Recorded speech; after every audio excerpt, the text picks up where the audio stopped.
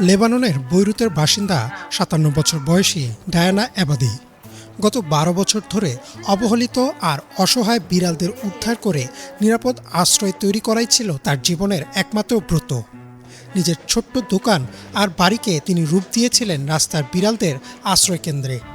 কিন্তু গত ২ মার্চ মধ্যরাতে ইসরায়েলের হামলা ডায়ানার সেই সাজানো জগৎকে তছনছ করে দিয়েছে। ডায়ানা জানান, যত হামলাই হোক বিড়ালগুলোকে ফেলে তিনি পালিয়ে আসতে পারেননি। তিনি প্রতিজ্ঞা করেন, বাঁচলে একসাথে বাঁচব, মরলে একসাথে মরব।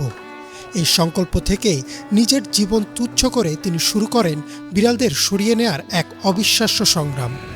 নিজের ব্যবহার্য কোনো জিনিস নয়, শুধু বিড়ালদের সুস্থ রাখতে ২ বস্তা খাবার নিয়ে তিনি গাড়ির দিকে ছোটেন।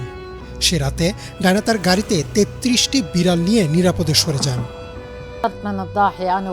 আমি জানি না আল্লাহ আমাকে কিভাবে এত শক্তি দিয়েছিলেন, বা আমি কিভাবে নিজের পায়ে দাঁড়িয়েছিলাম।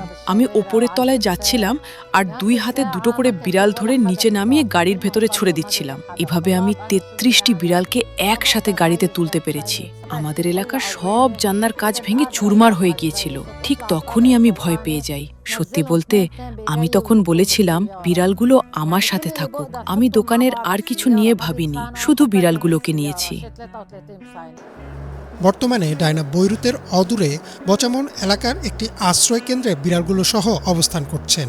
২০২৪ সালের যুদ্ধের সময়ও এখানেই আশ্রয় নিয়েছিলেন তিনি। তবে ডায়ানা জানান, গতবারের তুলনায় এবারের পরিস্থিতি কিছুটা সহজ ছিল, কারণ গত যুদ্ধের পর তিনি তার অনেকগুলো বিড়াল দত্তক দিয়েছিলেন।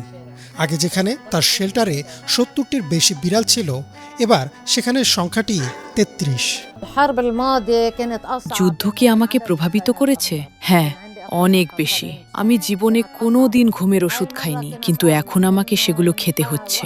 একই সাথে বিড়ালগুলোও বদলে গেছে। এখন যদি কোনো ছোটখাটো শব্দও হয়, ওরা ভয় পেয়ে যায়। এমনকি আমার কাছে আসতেও ওরা ভয় পাচ্ছে। লেবাননের সরকারি তথ্য মতে ইসরায়েলি বিমান ও স্থল হামলায় ইতোমধ্যে ১,০০০-এর বেশি মানুষ প্রাণ হারিয়েছেন এবং ১০ লাখের বেশি মানুষ ঘরবাড়ি হারিয়েছেন। ডায়ানার মতো শত শত মানুষ আজ বাস্তুচ্যুত। তবে যুদ্ধের বিভীষিকার মধ্যে ডায়ানা এবাদি এবং তার ৩৩টি বিড়ালের এই বেঁচে থাকার গল্পটি মানবিকতা এবং মমতার এক অনন্য দৃষ্টান্ত হয়ে দাঁড়িয়েছে। ইমরান মাহমুদ, বাংলা ভিশন।